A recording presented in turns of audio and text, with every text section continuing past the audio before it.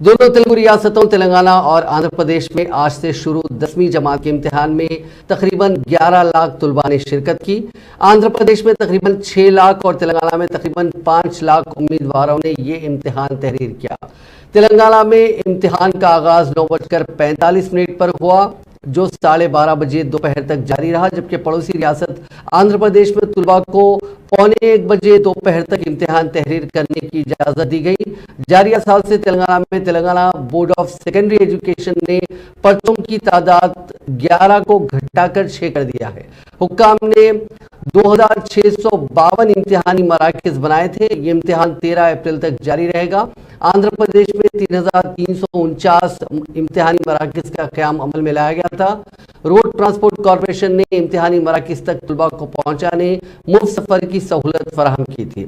तुलबा को 8:30 बजे सुबह इम्तिहानी हॉल में दाखिल होने की इजाजत दी गई, जबकि 9:30 बजे के बाद तुलबा को इम्तिहानी मरकज में दाखिल होने की इजाजत नहीं दी गई।